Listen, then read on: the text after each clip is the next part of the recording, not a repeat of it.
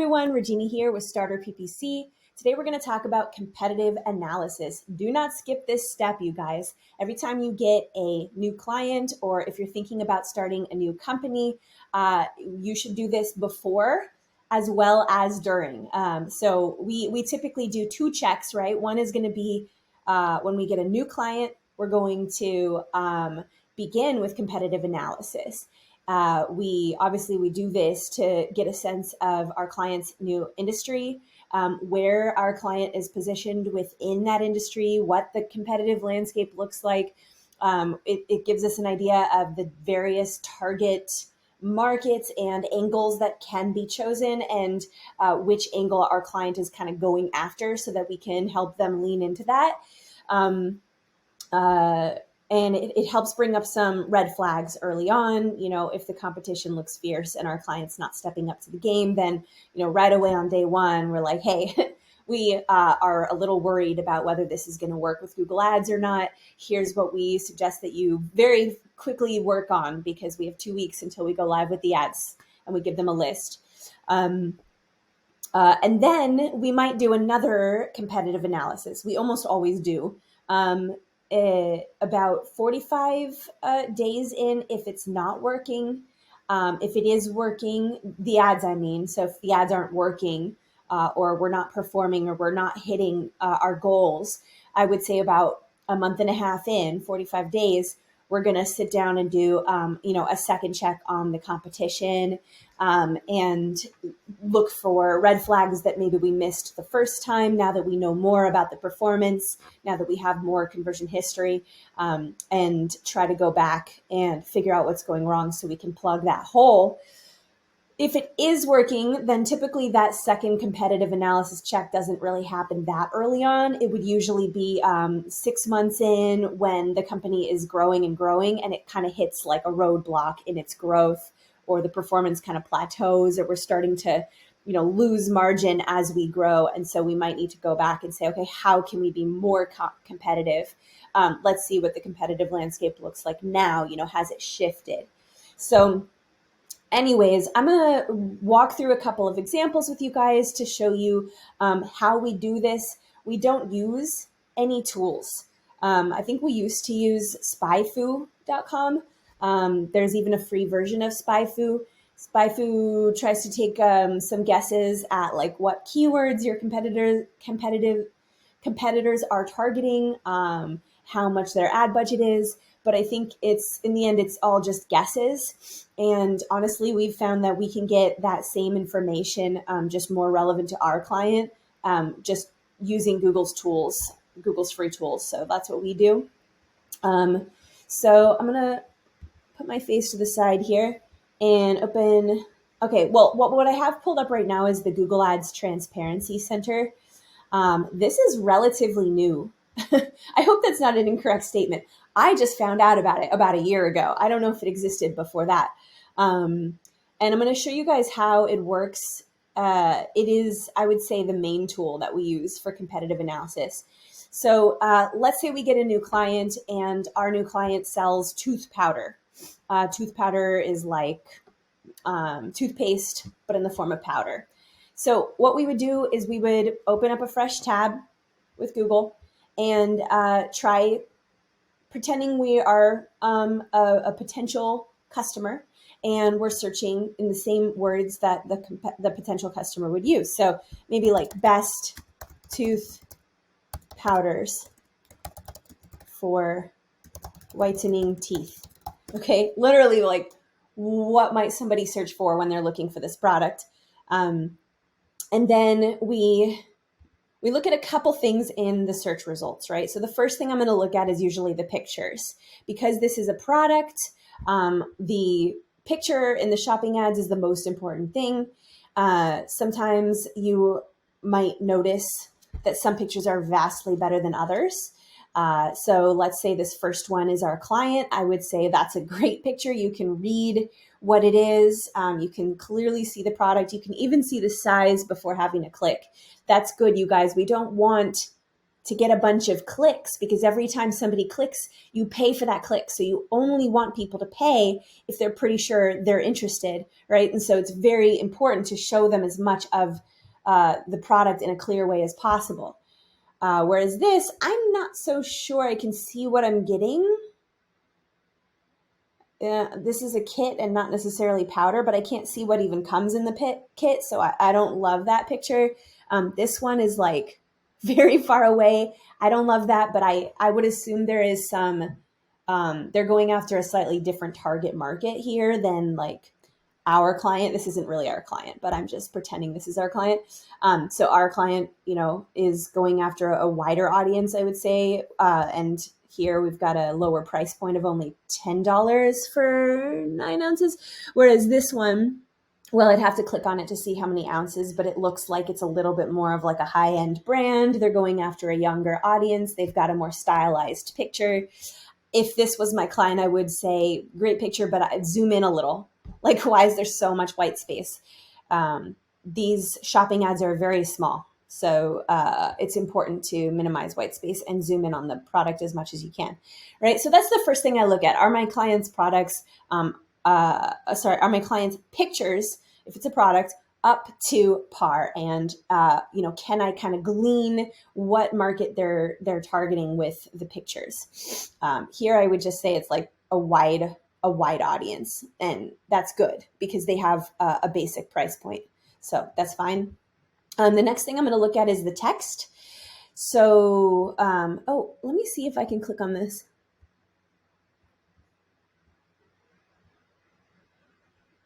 Interesting. Oh, okay. So let me go into this first before I go into the text. So this is the Google Ads Transparency Center. And the way you get to it is you click on the little 3 dots next to the search results.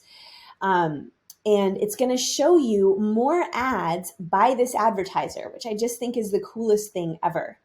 Now, in this case, because I clicked on the 3 dots next to shopping ads, I can click between all of the shopping ads in the search results. And, maybe I want to see more by, what was it? Primal Life? Bite. I want to see more by Bite. So I'm going to go here, click on Bite, and then click see more ads this advertiser has shown. And if that advertiser has completed their advertiser verification, which is something that, if you run Google Ads, you already know that Google is really cracking down on. So pretty soon everyone will have. So if they've done that, then you will be able to see more ads. So wow, 86 ads that they're running. Some look like they are search ads. So we could try to find those search ads if we wanted to click on them and see what landing page they're using. I don't think you can see the landing page inside of the Google Ads Transparency Center, unfortunately. Hi there. Quick interruption. Do you know the main thing that prevents small business owners from getting their Google Ads account into a position to grow and scale? Budget. A lot of businesses, especially those that are just starting out, have limited budgets. And so because of this, they're turned away by most ad agencies because most ad agencies have minimum budget thresholds that they're willing to work with. So what happens is the business owners end up learning Google Ads themselves. And the problem with that is that most of the advice online is geared towards larger accounts. And the advice doesn't have any of those strategies or tricks that can kickstart the algorithm into giving a small account a leg up over larger competitors. So it often just doesn't work, and the business just ends up losing money month over month. If this sounds familiar, StarterPPC can help. We offer Google Ads management services that are designed for accounts that have between $1,000 and $5,000 budgets. And because all of our clients are just starting out, we've come up with ways to keep our management fees significantly lower than most agencies. Because we know that every dollar saved on management fees just goes towards the ad budget, which is going to help the algorithm gather speed and power. So if you're serious about growing your business and you'd like a team of Google Ads experts to help you without breaking the bank, check us out at StarterPPC.com. Okay, back to the video. Some display ads. This looks like a shopping ad. All right, so this is a great, oh look, and they're running some dynamically generated headlines. DSA ads, those are called. So this is just a great starting point if you find a competitor that you want to dig in and see some of the text they're using and gather some ideas. It doesn't have to be a shopping ad. For those of you that are lead gen, you're like, this isn't relevant to me. Why is she showing me this?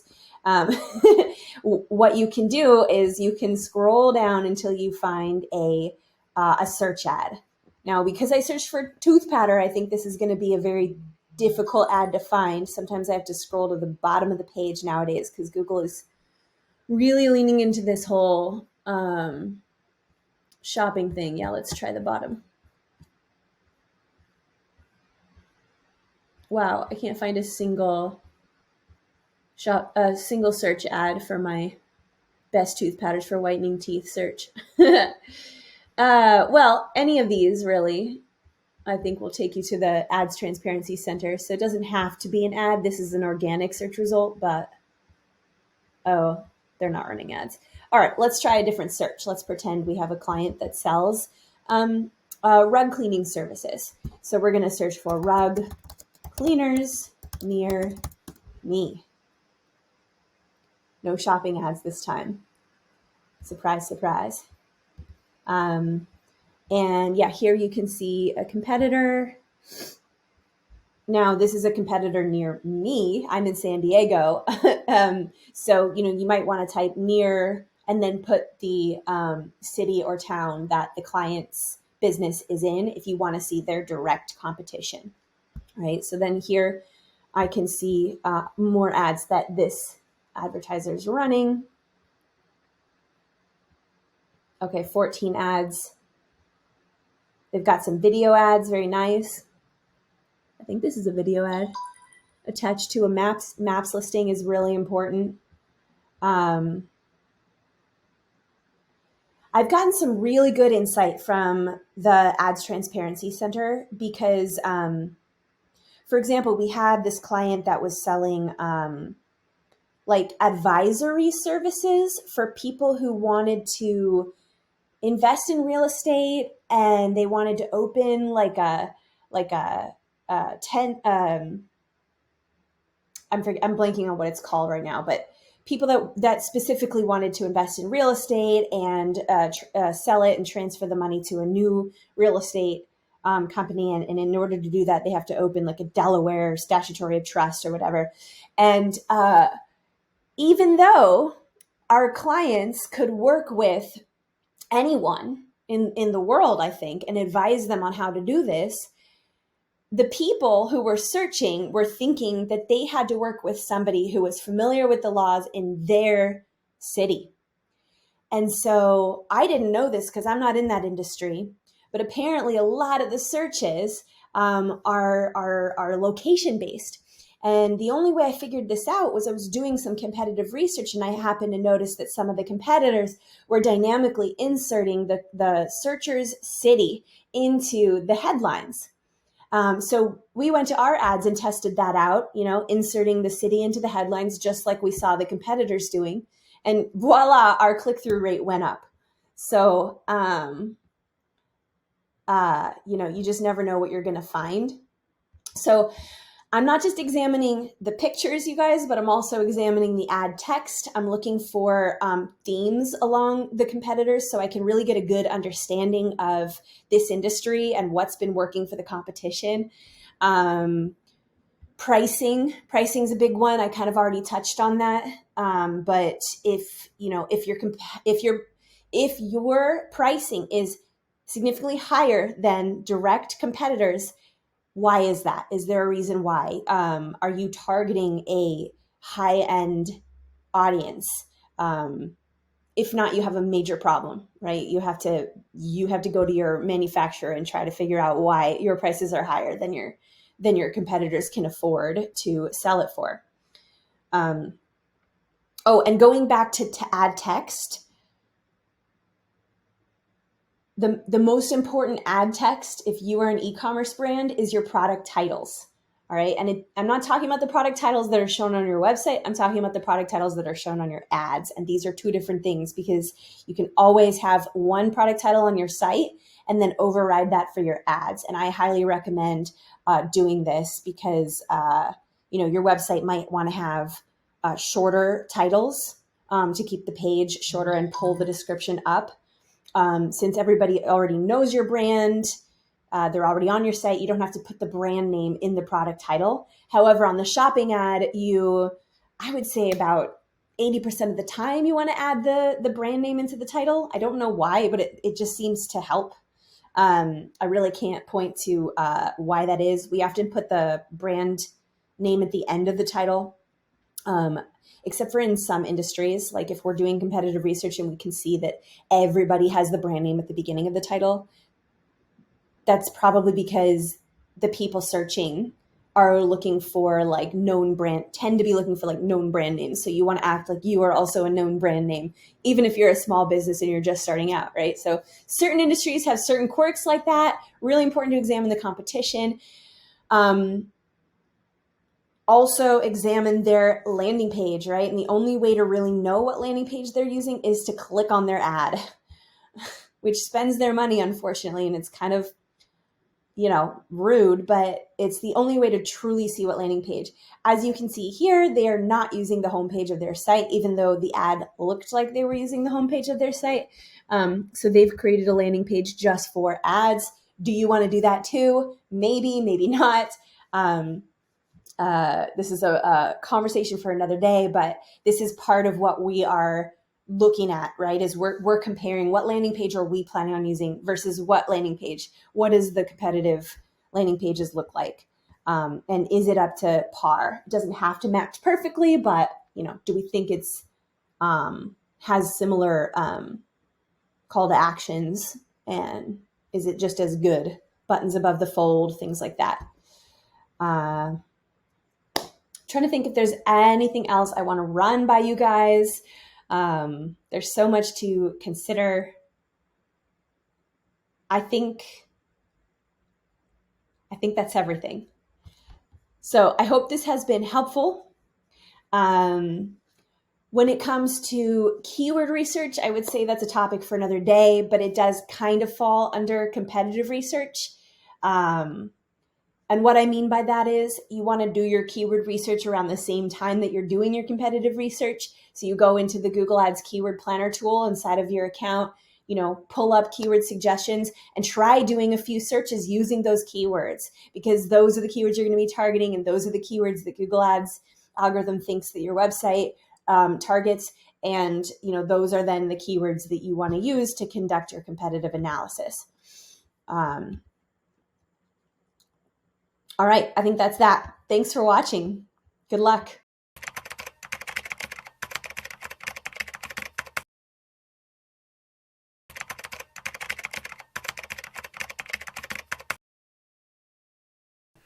If you've been running Google Ads for 45 seconds or longer, you know that there's a philosophical war being waged on the battlefield that is brand traffic. Do I bid on my brand traffic? Now, I have been on both sides of the spectrum, oftentimes in the same day, because it's hyper dependent to your situation. So on